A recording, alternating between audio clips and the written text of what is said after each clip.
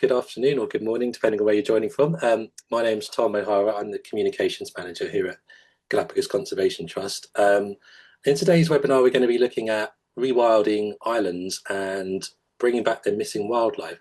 So it's a particularly exciting time for rewilding in Galapagos and for species reintroductions. So I'm sure a lot of you watching will be aware, but just 11 days ago, we saw 158 giant tortoises were released onto Floreana Island, which is the first time these animals have been present on the island for over 150 years. So why are we so excited about this? Well, firstly, I mean, the tortoise, we sometimes call it the gardener of Galapagos. So they will munch their way through vegetation, they trample, they wallow in muddy puddles, they spread seeds around the island in their poo. So they're spreading plants, they're creating opportunities for other species like iguanas and birds, and they're going to be really helpful when it comes to helping the ecosystem recover on Floreana after the damage that was done historically by invasive species like goats, like rats. It's also a hugely exciting milestone in the wider Floreana project. So it's taken something like 20 years to get the island to the position where it's ready to welcome these tortoises back. And that's been a huge team effort that's involved the community, the local authorities, the national park, scientists, researchers, people like Luis, and also real community champions, a whole constellation of conservation organizations like us and many others. So yeah, it's a huge milestone for everyone that's been involved in this process so far. But we're not stopping at giant tortoises. So our guest today is Dr. Luis Ortiz-Catedral. He is a science advisor to the Galapagos National Park Directorate. He is an expert in mockingbirds, in racer snakes, iguanas, and lots more besides. And he's going to be talking about some of the work to bring back some of these other species to islands, including Floreana. He's also in Galapagos right now, about to head out into the field. So we're really lucky to have him with us today. Just before I hand over to Luis, just to let you know that the Q&A box at the bottom of your screen is open. So if you've got any questions for Luis, then pop them in the Q&A and we'll get through as many as we can at the end. That's enough for me. I'm going to hand over to our speaker, Luis Ortiz-Catedral. Thank you, Tom, and hello, everyone. I see that there's viewers from many places around the world. That's very exciting. Right. So happy World Wildlife Day, International World Wildlife Day. And I actually would like to start this seminar by remembering a much-loved member of the Galapagos Conservation Trust family who passed away 3 years ago on this day, Randall Keynes. He was a true champion for Randall was a terrific human being, and he's missed every day. He's done a lot for Galapagos. For today's webinar, I want to talk about rewilding the Galapagos Islands, and how nature can bounce back.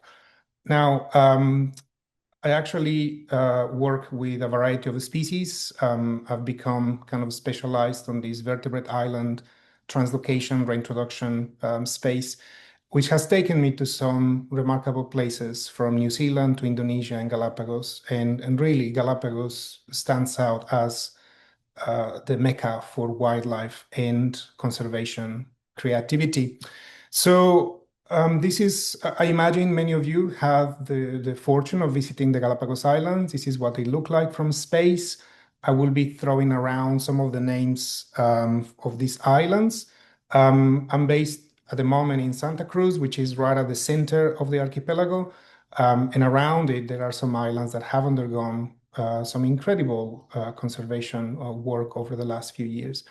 And of course, one of the characters that was instrumental in bringing the Galapagos Islands to the global stage was Charles Darwin, whom visited the islands as a young naturalist when he was, I think, 25, 26 years old.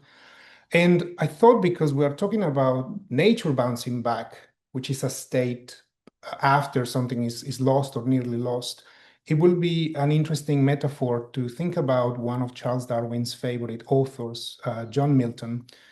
Darwin actually traveled with a copy of John Milton's Paradise Lost. John Milton also wrote Paradise Regained. And these books are about the fall of man and redemption, but they are also about moral themes of hope and despair and fear and creativity. And I believe that all of this is intertwined into the conservation history of the archipelago. But we need to start from the beginning, which is this era of almost losing paradise. When the Galapagos Islands were discovered in the mid-1500s by accident by Fray Tomás de Berlanga, there were no maps about the islands, and the sketches about the land that Fray Tomás de Berlanga and his crew created were very, very crude. It took about 100 years until a map with a bit more detail, like the one you look at on the screen now, became available. But in that period, the Galapagos were already being plundered. This was a place where you could make a quick fortune by hunting whales. A lot of the lamps on the streets of London in this period were actually burning with oil from whales from Galapagos and other places. The stocks of whales from North American oceans were depleted or seasonally unattainable, and so pirates, buccaneers, whalers turned their attention to the Galapagos Islands. But also on the land, visitors from the 1700s encounter these gigantic tortoises that could live for months without water or without food. So they could have them as a living food stock on their ships. But also they had oil. So the exploitation of giant tortoises is one of the darkest chapters in the history of the archipelago and of humanity as a whole in terms of the exploitation of nature. Every time I look at this photograph from 1903, my stomach turns, because I believe that it's testament to the attitudes at the time of what was wildlife for exploitation, for extraction. And without being sentimental, the brutality and the scale of the exploitation of giant tortoises has really been one of a kind in terms of its brutality and scale.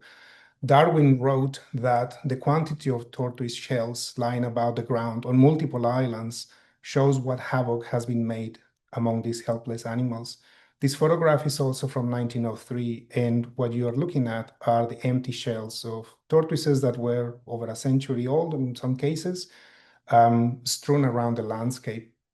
So truly on the way to losing paradise. And of course, we all know the story of Lonesome George. On Pinta Island, tortoises were hunting down to the only remaining individual, which is, a sad reminder of what we can do.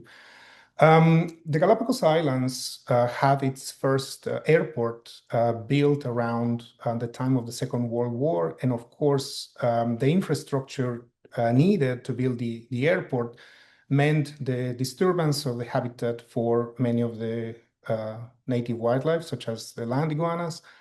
And land iguanas at the time were seen as some sort of strange pet, and there are rumors that some of the soldiers maybe hunted them for sport or for food, although the story is a bit more nuanced. But globally, the attitude towards these animals from a remote archipelago were as some sort of oddity that, was on the way of human aspirations or plans. But it was not just animals. The Galapagos has seen the introduction of multiple plant species that have changed the landscape. This is a photograph from the 70s on this island on Santa Cruz. And what we start to notice in this photograph are cinchona trees. This is a type of tree from which you can extract quinine, quinina. And by the 90s, early 2000s, this plant has really covered extensive areas of the land, and the changes at the microhabitat scale and, in terms of nutrient recycling, specifically phosphorus, have profound effects on the native wildlife. But of course, there is a turn into this kind of period of hundreds of years of extraction onto a change, a positive change. And the foundation or the establishment of the Galapagos National Park in 1959 is truly a watershed moment for the islands. And also, a few years later, the foundation of the Charles Darwin Research Station here on the islands. These have been turning points for the better for the islands. And so the Galapagos continue to be a place where human lives benefit from wildlife, but in a different way. We now have tourism as a main economic activity on the island, and people come to enjoy the wildlife rather than hunt it. And we have gone from this brutal landscape extraction of giant herbivores to the releases, as Tom mentioned at the start of the webinar, on islands where they were once found. And I really want to stress this is nothing short of extraordinary, because the changes, the negative changes on the islands took hundreds of years, yet the solutions that the Galapagos National Park, the Charles Darwin Foundation, and others are implementing are happening in spans of decades. So we're actually putting a lot of effort into turning the tide. And in this context, the Galapagos Conservation Trust has also played an important role supporting a lot of this research. We also see that what was once an army base is now the main point of entry to Galapagos, and visitors only need to step a few meters out of the airport to come face to face with the wildlife of Galapagos. And perhaps more importantly, land iguanas in particular are no longer some weird monster from a faraway land, but they are the subject of continuous monitoring and study by members of the Galapagos National Park, and younger generations continue to learn the basics of how to handle them and count them in the field. So there are some positive news. In terms of the changes brought about by plants, sections of the highlands of Santa Cruz are being converted to coffee plantations mixed with native plants. And this bioeconomic model represents a better set of affairs for wildlife and people than a monoculture of introduced plants in the highlands.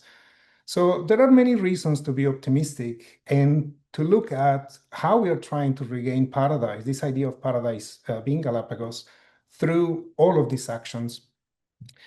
The photograph here is of Buccaneer Bay in Santiago Island. Now, Santiago Island is massive. It's about the size of the city of Doncaster. For those of you in the UK, is 590 square kilometers. This photograph is from the 70s, and it shows to the left Buccaneer Cove, which is the place where Darwin saw land iguanas. And he was the last naturalist to write an account of their abundance. He mentioned that he actually struggled to find a spot where to pitch a tent because there were so many burrows of iguanas on the island that it was difficult. But since Darwin's visit, well, in fact, during Darwin's visit, there was cattle and other invasive animals being introduced to multiple islands to be used, as food reserves or to clear the path to explore the islands. And the iguanas were considered extinct within 70 years of Darwin's visit. Now, land iguanas are actually found on multiple islands in the Galapagos. This photograph is from a Baltra iguana. This photograph is from the 30s, from the Alan Hancock expedition. And the kind of sliver of land you see to the left, that's Baltra. That's where the airport is, Baltra Island. But north of Baltra, there is a small island called Seymour Norte. And during the Hancock expedition in 1930s, this gentleman who was a naturalist and a supporter of music and arts and science thought that he could do something to give the iguanas from Baltra a fighting chance. And keep in mind, this was before the army base from the US was built. So he caught about 70 iguanas and transferred them from Baltra to Seymour Norte. We are coming to the 100th anniversary of this intervention. There was no national park at the time. There was no Charles Darwin Research Station at the time. This was a bit of a maverick cowboy kind of move, but actually it was one of the key actions that saved the genetic type of the Baltra iguanas for future generations. Years later, within 30 or so years later, the Galapagos National Park also began a captive breeding program for the iguanas. And perhaps you don't know this, but the Galapagos Islands was ahead of its time in terms of captive breeding and translocations for reptiles, while in other places around the world, the foundations for these conservation tools were just being developed. The Galapagos National Park was already breeding in captivity giant tortoises, iguanas, and moving them around. So again, I want you to keep in mind this span of hundreds of years of exploitation on the islands, even before they were officially recognized as part of Ecuador, relative to the decades of work trying to fix these environmental issues. Is truly nothing short of extraordinary. This is a photograph from the 90s of the Tortoise Captive Breeding Center in Santa Cruz. There are now three captive breeding centers for tortoises across the main islands. And they pump hundreds of these tiny little herbivores that will become, gigantic herbivores in due time. But again, the lifespan of a tortoise, we're talking about, up to 100 years, possibly more. But it all starts here for many, many of them. Of course, there are wild hatch tortoises also in the field, but this approach of breeding them to supplement natural populations is really, really remarkable. The Galapagos National Park has also pioneered techniques to reproduce in captivity land iguanas. And this photograph is perhaps the earliest of a land iguana hatchling at the captive breeding center. Now, back to Seymour Norte. By the way, there will be an exam sent by Tom to all of you at the end of this webinar, so you better be taking notes. So after Alan Hancock transferred 70 iguanas to Seymour Norte, it took many years for the iguanas to start reproducing and for people to notice young iguanas there. But from the early 90s to around 2015, it was actually quite noticeable the effect they were having on the vegetation. And remember that Seymour Norte didn't have land iguanas naturally. So they were, in a sense, introduced species, native to the archipelago, but introduced to this island. I took this photograph in 2015, and you can see, well, there is a little lava lizard on a rock, but all the others are land iguanas. And there are multiple sizes and age classes of land iguanas in this photograph. And I wasn't the first one to notice this, but this photo was kind of the starting point of a project with support from Galapagos Conservation Trust, because we realized, well, we need to understand how many iguanas are on this tiny island, starting from the 70 that Hancock released, and whether or not the island is capable of, supporting them. And to give you a sense of how effective land iguanas are at modifying the environment, this is an aerial photograph of Seymour Norte, and the stripes, the yellowy stripes that you see, are the little paths or highways where the iguanas go, munching their way to whatever green or not so green they come across. Interestingly, on Seymour Norte, there are not a lot of predators of middle-sized iguanas. There are snakes, there are herons, there are owls, and all of them feed on small iguanas, baby iguanas, hatchlings, juveniles. But once an iguana reaches about a kilo in size, they don't have big predators on this place. So essentially, this island, the population which started with 70 individuals, we estimated it reached 6,000 individuals by the year 2017. So in this photograph, this is the first visit with authorities from the Galapagos National Park to discuss the possibility of moving them from Seymour Norte, where naturally they never occur, to Santiago Island, where they had become extinct after Darwin's visit. And again, this wasn't my original idea. It just happened to be a good coincidence of interest and availability of resources to get kickstarted on this program. And one of my former students here, Kirtana Kumar, was instrumental in estimating the numbers of iguanas that were on Seymour Norte and that could be moved to Santiago. That was the topic of her master's thesis. And this is a younger me, a few, many cheesecakes before. helping the rangers from the Galapagos National Park with the tagging of iguanas for these estimates of population size. And we learned a lot in this period. It was a 2-year project, and we capture hatchlings, juveniles, and adults. And we realized that by moving a whole bunch of them to a habitat that had no iguanas, we could release some of the pressure on the vegetation on Seymour Norte. Now, Santiago has been undergoing ecological restoration for over 30 years. Feral pigs and goats profoundly changed the landscape of Santiago Island.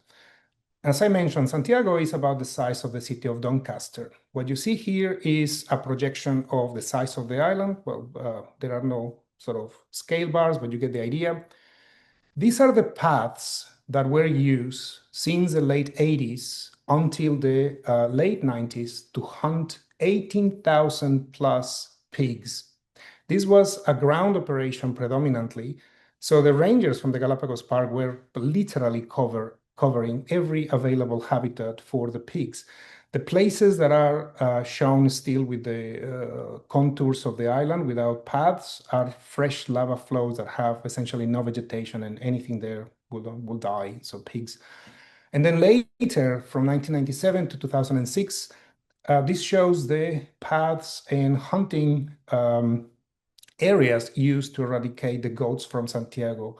Again, just picture that between the late 80s to the early 2000s, invasive species that have been present on a really, really tough environment, it's hot, it's dry, it's tough terrain, were hunted, to extinction, which is remarkable. This is the team of heroes that really made this possible, 80 plus from the Galapagos National Park and the Charles Darwin Station, really the work of blood, sweat, and tears. And to give you a sense of what sort of changes happen when you remove the invasive herbivores, well, this is a photograph from Santiago at the height of the goat presence. And this is just a few years later. And these grasslands are what giant tortoises love and iguanas love as well in the highlands. So then we can bring, reptilian herbivores back to the place.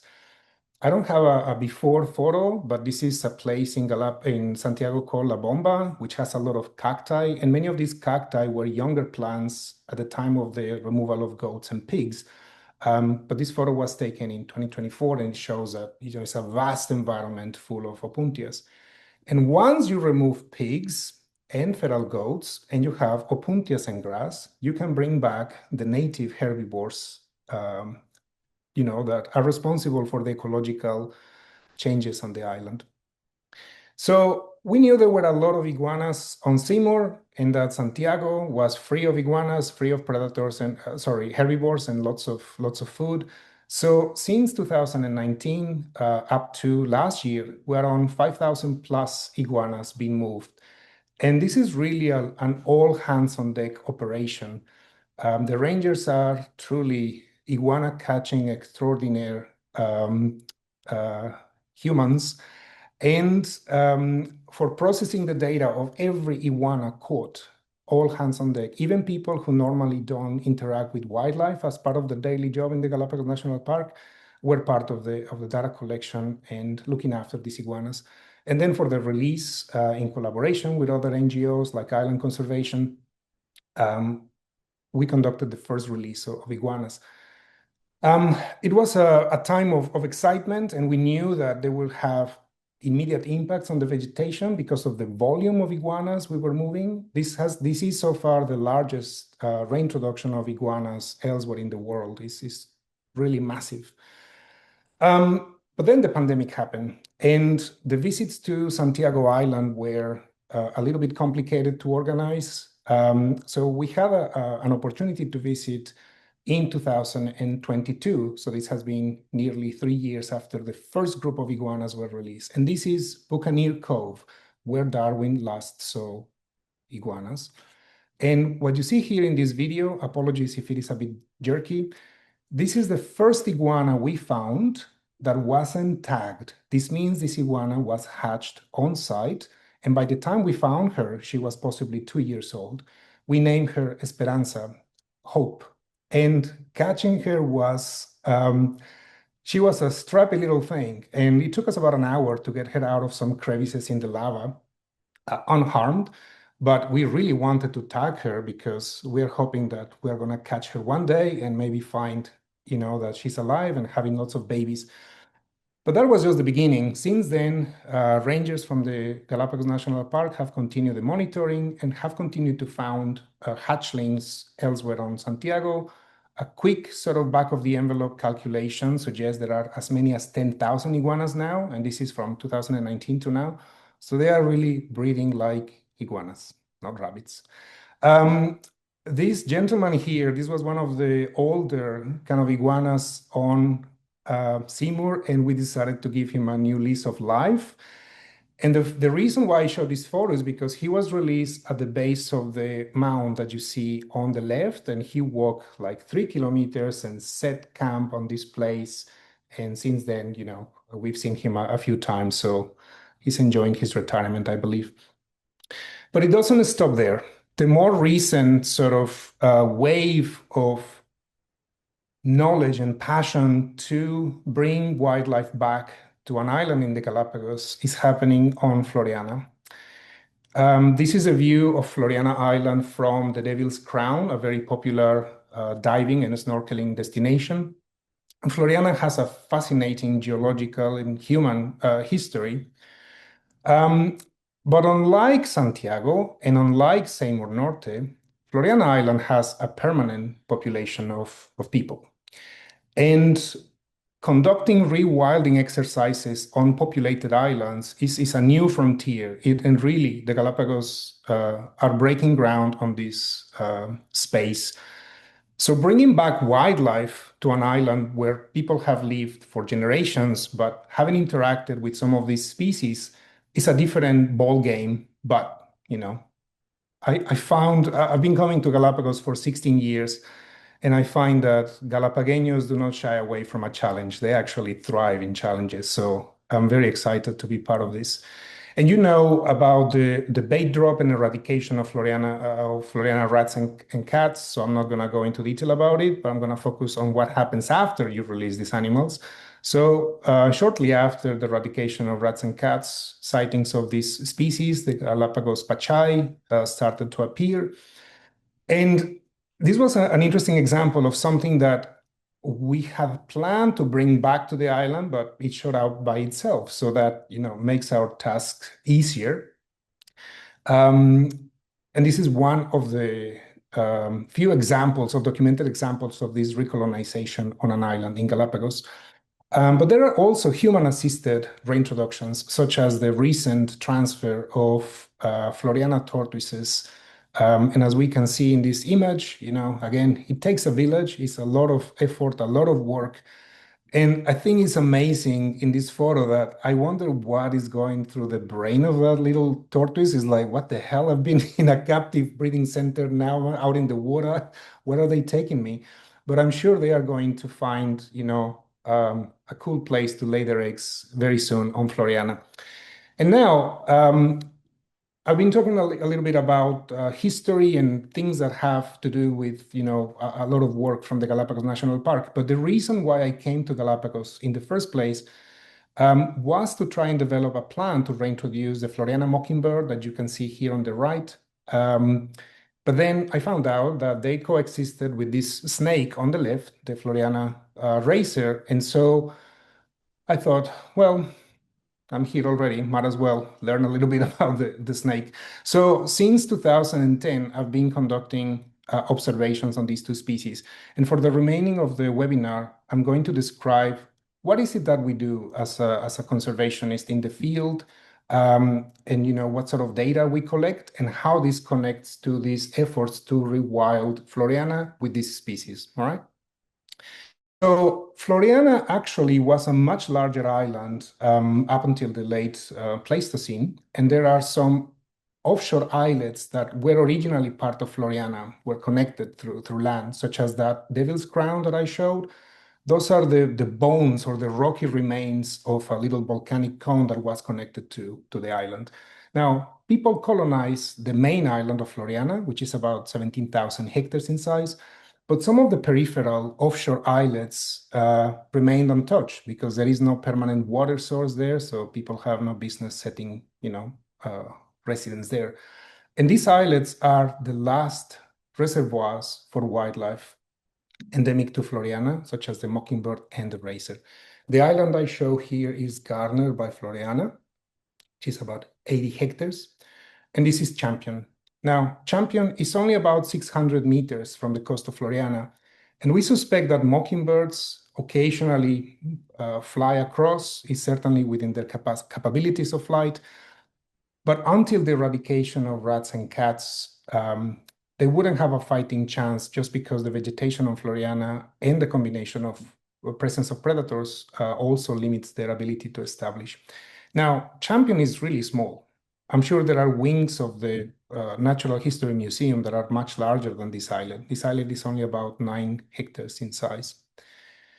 I'll start by the snake. So the Floreana racer is a small snake, about a meter, meter and 30 centimeters, the longest specimens, and they are harmless. They are very docile. They really don't have, they kill their prey by constriction rather than by the action of venom or poison. And what we do is that we find them early in the morning, between 5:30 in the morning and 9:30 is the best time to catch them. After that, it gets too hot and they just don't go out from their hiding places. We weigh every single snake we find. We measure their heads, because that gives us an idea of their overall size. And looking at proportions, we can tell more or less if they are a male and a female, also by looking at the size of their tail and their relative age. We have a bunch of them that have been tagged. The microchips are about the size of a grain of rice. And they are the same technology you use for your pets at home, that you put a little tag in their neck so they don't, if they got lost and discover, you know they are there. So we use the same for snakes. What I'm doing here is probing. For some snakes, it's hard to tell if they are male or female just with external characteristics, but they have some pockets in their genitalia that you can actually probe with a metal tool used by herpetologists. And that's how you can tell apart boys and girls. And this is important because we need to plan a reintroduction to Floreana, ensuring there are enough females to lay eggs and have, snake babies. So since 2015, we estimate there are about 1,000 to 1,500 Floreana racers on the 2 islets, on Garner and Champion.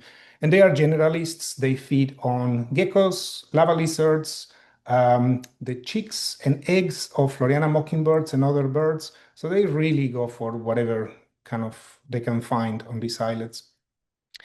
Interestingly, a snake could eat the eggs and chicks of Floreana mockingbirds, but Floreana mockingbirds also feed on snakes, on young snakes later. So this is like a kind of intra-guild depredation dynamic going on. And Floreana mockingbirds feed on a range of resources, flowers. They love the nectar of cacti. From January to March, this is one of the most common resources they exploit.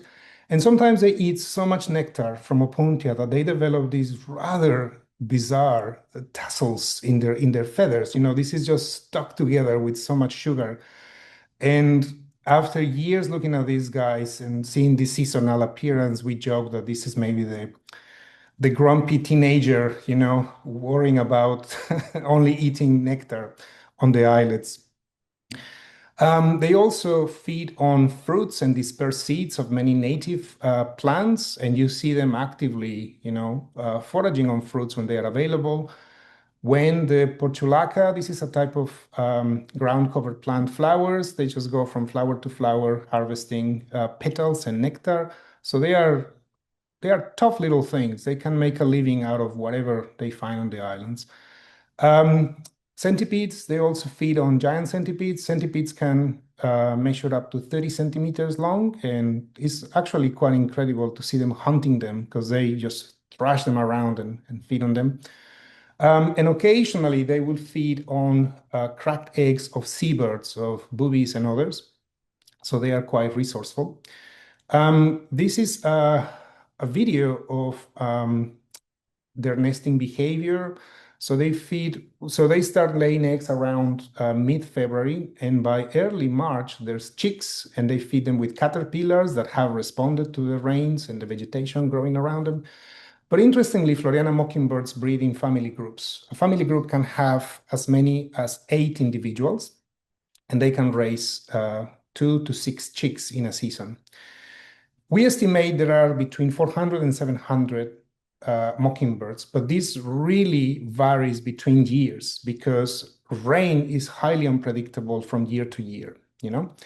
So this is an image of Floreana and the islets in the distance. This is actually Champion on the right-hand corner and Enderby on the left-hand corner. Garner is not on this image because he's located further afield, but gives you an idea of this distribution. But what is interesting is that Champion, for instance, looks like this during a dry year, but after the rains, the carrying capacity of this island triples. So in dry years, we have as few as 20 mockingbirds residing on Champion. And in May 2012, where it rained so much, we had nearly 90 mockingbirds on Champion. We couldn't believe it. There were so many of them. But sure enough, as the rains stopped and the environment became drier, many of the juveniles from that year had nowhere to go and died. So for the reintroduction to Floreana, we're trying to fine-tune this timing of where to harvest these, if you will, surplus mockingbirds that cannot fit on this island to give them a new lease of life on Floreana Island.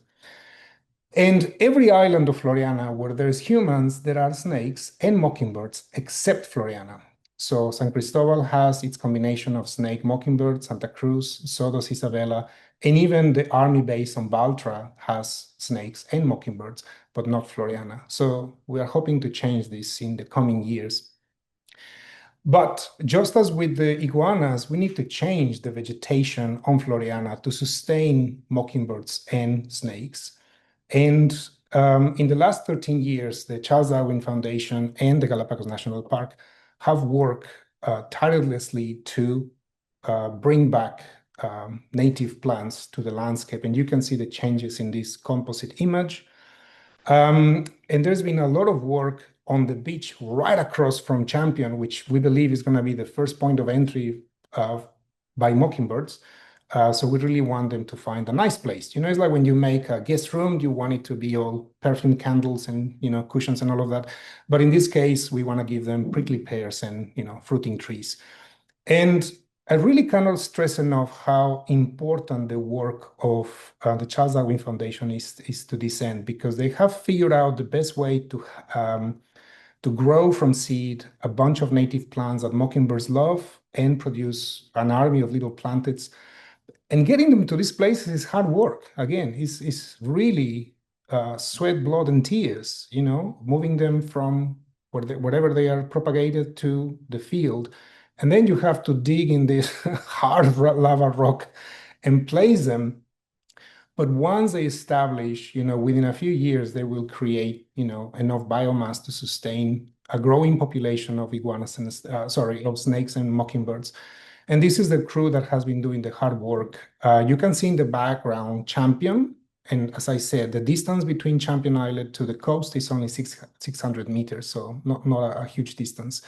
So truly remarkable.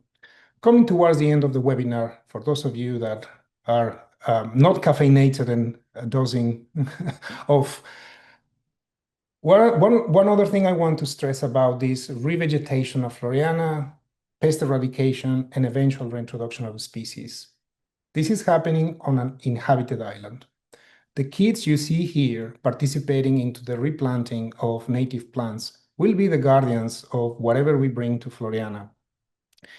They were born there, they are Florianeños, and they care deeply about how their island will be, you know, a different place than their parents was. But these activities are a great opportunity to involve the community. This is not an imposition from one NGO or one government department. The restoration of Floreana has really taken decades of planning by involving the community as well. And when I lived on Floreana, I lived there for 9 months in 2011, 2010, 2011. There were only 100 people on the island. By now, that number has increased, and many of the kids that I met back then are now, adults, and many of them have expressed an interest in the natural world and connections to ecotourism because of these education campaigns that the Charles Darwin Foundation and others conduct on the place. So we are really laying the ground not just for an ecological transformation of islands in Galapagos, because it doesn't stop on Floreana. There are other islands that need this kind of restoration, rewilding, nature bouncing back. But we are also about to conduct perhaps one of the most ambitious wildlife reassemblages in Latin America, which is bringing back 12 species that were found on Floreana, but disappeared, and now they are one by one being brought back. So the tortoises have already been reintroduced. The snakes and mockingbirds are next, and the ones that you see in your screen now are also part of this sequence. There is one missing there. I couldn't find a photo, but you get a sense. So I'm going to close this World Wildlife Day webinar by insisting on the importance of keeping in mind the timescales of these changes. Hundreds of years of pirates and whalers plundering the islands, and then decades of work trying to revert those effects. And for me, because I work in other parts of the world, I conduct work in New Zealand and French Polynesia and Indonesia. And I always say, just look at Galapagos, look at what they are doing there. And we actually working, together, we can make change for the better. So I guess that's my closing message for today. And I would be delighted to take any questions. And in closing, there is a quote that was published by, oops, I just closed my presentation. The Ministry of the Environment of Ecuador, which I think captures the essence of this transformative change in Floreana, in that nothing here happens by chance. It is the result of years of planning, dedication, and a clear vision to see Floreana thriving and pulsating with natural vitality.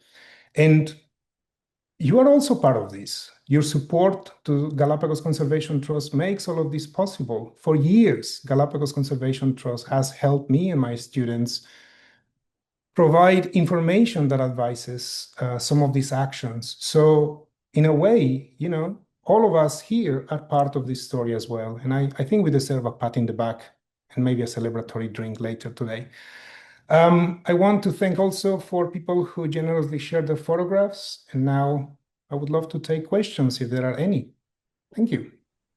Fantastic. Thank you so much, Luis. I loved seeing that journey from the historic images of Galapagos all the way through to the kids that are going to take this forward. And yeah, that message about how quickly nature can bounce back, I think it's so inspiring, in a world when we often have to deal with a lot of negative news about nature and the environment. Actually, you give nature the space and it bounces back quickly, and it's relevant to all of us wherever we live. I mean, you don't have to go to Galapagos. I was at a nature reserve in Dagenham in East London the other week, which is about as far as you can imagine from the Galapagos Islands.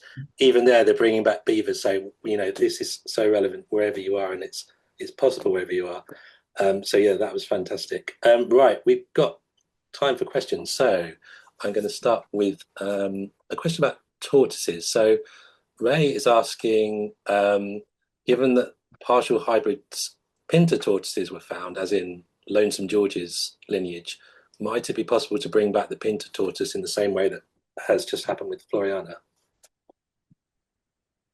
Well, tortoises aren't my métier, but I guess the know-how is there. So I guess subject to finding enough pinta tortoises of the genetic sort of mixed background that could allow for back crossing, well, the Floreana tortoises are testament to that. So that would be super exciting.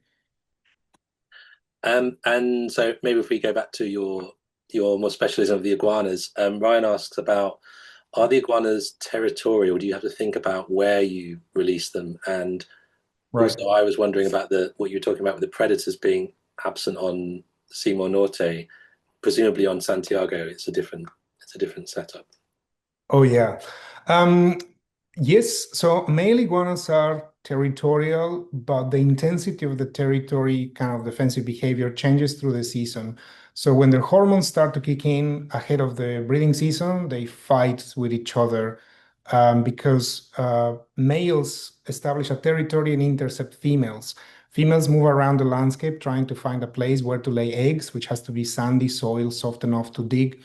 And so it's in the best interest of a male from an evolutionary perspective to mate with as many females as possible. So normally the big, I call them bulls. I don't know if that's the proper herpetological term, but the big bulls can weigh up to 15 kilos, one of those big, big iguanas. And they can, seriously injure or even kill a younger challenger that tries to get into their territory.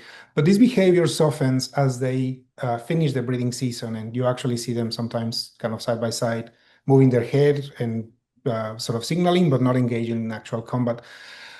Our assumption was that iguanas have exploratory behavior. We've observed this on Fernandina Island in that sometimes they move around the landscape, and some iguanas we tagged in 2012 and recaptured in 2018 had moved hundreds of meters. So we thought that by releasing them at key spots around Santiago would allow them to fight for the best spot, essentially. And I've got another question about Oh, genetics. Oh, sorry, go on. sorry, about predators. Yes, so on Santiago Island is a different set of affairs because there is a healthy population of Galapagos hawks, and they can, hunt a larger iguanas, not the really big bulls. I have photos of hawks resting on the back of big iguanas, but they can actually take a small adult female or a young male. And so that is part of this regulatory mechanism on Santiago because we don't want it to become, overrun with just iguanas. So, Mhm. so yeah, we don't have a lot of detailed data on that, but that is happening in coming years. I hope to have a more thorough answer. Thanks, Tom. Um, Great. And Edward has asked about genetics, so the importance of genetic composition of reintroduced populations. So how important is that when you're translocating, bringing back species? Yeah, so it really depends on the type of beast you are talking about, because, for instance, for some species, genetic effects can start to show defects or problems with the fitness of the individual within a few generations, and with others, that's not the case. And if we think about it, when animals colonize these islands, they don't arrive in droves. It's just the odd sort of iguana that makes it from the mainland across to the islands. And maybe a few years later, another iguana arrives and they happen to be of the opposite sex and they start to breed. Obviously, I'm kind of giving an oversimplified picture, but essentially the point is that for island species in general, genetics play a role further down the road. It's not as an immediate kind of challenge for them because that's what they've been selected to do, to colonize islands. There is evidence that for some organisms, the descendants are from as few as two, mom and dad, and then the offspring has colonized. So there is a bit of research going on Galapagos iguanas because there are different genetic types. For instance, the ones from Baltra and Seymour and now Santiago represent one genetic unit. The ones from the northern part of Santa Cruz, even though they are closer geographically, they are a different genetic unit. Fernandina and Isabel are a different one. So to that level, we try not to mix them until the evidence shows that good to go, or maybe not. But I Mhm. hope that gives you context of how we discuss these elements in the planning stage. Great, thank you. So maybe moving on to Floreana, we've got a few questions about kind of what happens next. So obviously the first eradication happened 2023, which got rid of most but not all of the rats and the feral cats. So I wonder if you could kind of give a bit of an outline of what's planned, when we might see the mockingbird and the racer coming back. I've been asking myself that question for 16 years. Um, I guess the short answer is that it really depends on the environment. We need, as a group of conservationists, we need a dry year, so the bait has an effect on the leftover invasive species. Because if the rains are very frequent, there will be a lot of food and they will simply not go for the bait. And this is not exclusive to Galapagos. This happens in islands in New Zealand and other places as well. And that's part of the tricky planning, in that the bait cannot just be stored forever. You need to prepare it because it has an expiry date and all of that. So there is really a lot of that in the background. What I understand, I'm a little bit 1 or 2 steps removed from this element of the rewilding of Floreana, but what I understand is that that is being considered at the moment, and depending on how the rains go, then a D-Day of sorts will be determined. In terms of how soon we could see mockingbirds back on Floreana, I think I can expand a bit more on that. So the first one will be the racers, because translocations of snakes are relatively straightforward. They don't move a long distance. They don't, based on what we've observed in the islets, they don't go out and travel a long distance to find prey. Rather, they wait, and whatever comes in their field of vision, they capture. And we have evidence from tag snakes that they only move about 100 meters between, in 12-month periods. So that's not a huge distance. So we suspect that by moving a bunch of them, we'll also be able to monitor them and see their survival over time. Now, the mockingbirds, because they depredate snakes, we don't want them to limit the chances of establishment of the racers. And so possibly there will be a couple of years of lag between the snakes and the mockingbirds. The answer I always give is within the next 5 years, but I guess we'll have to have another webinar and I'll give you an update. For sure. Because part of the trip that I'm going on Friday is to also check on the numbers to see how many are there, and if we were to move them in a couple of years, how many we can take to make it sustainable. So, work in progress.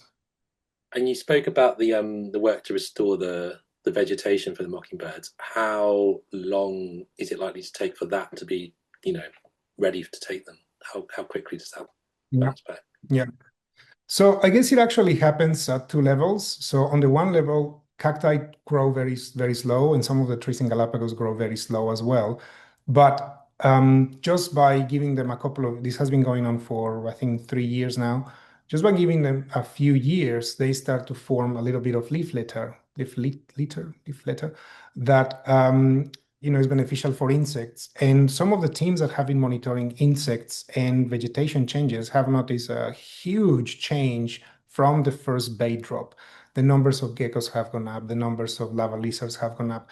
So in a sense, I think the island could sustain mockingbirds and snakes now, but we also have that precautionary approach in that they occur in limited numbers on 2 islets, and we don't want to be too greedy or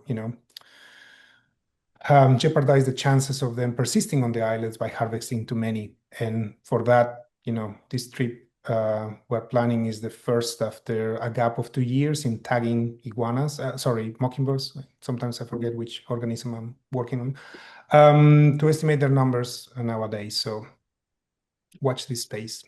Okay. Great. So we've still got lots of questions, which we're not going to have time for all of them, but we will try and follow up with everyone by email afterwards. I can see a few requests for contact details and things like that. Maria Fernanda asks, what's been the biggest challenge in this journey, rewilding in Galapagos? If you could name a challenge. I guess I can only speak from my perspective, and I haven't been part of, the whole thing, but I guess one of the challenges is really, again, from my perspective, is the balance between how much do we want, what is the amount of uncertainty that we are comfortable with as conservationists? Because, we can study species our lifetimes and still have many more questions, but at some point, we also need to take a risk. And I believe this is something that New Zealanders have developed to a fine art, where conservation actions sometimes happen with a level of uncertainty about the scientific understanding of processes, if I'm explaining myself correctly. So, and that can be a challenge because once a translocation or a reintroduction fails, and I've seen this in other parts of the world, the public perception and the support for a second go wanes. And, you know, you want to be careful not to be too hasty in doing this. So that, and that sort of sweet spot changes between islands and species. And so, you know, you have to listen to the advice from scientists, but also you have decisions to make. And that kind of balance, I find that sometimes can be very, very challenging. But once you get it right, you know, you just keep marching ahead. I hope that explained the question, but happy to elaborate more by email if you guys contact me. Happy to answer. Great. Well, marching ahead seems like a good note to end on.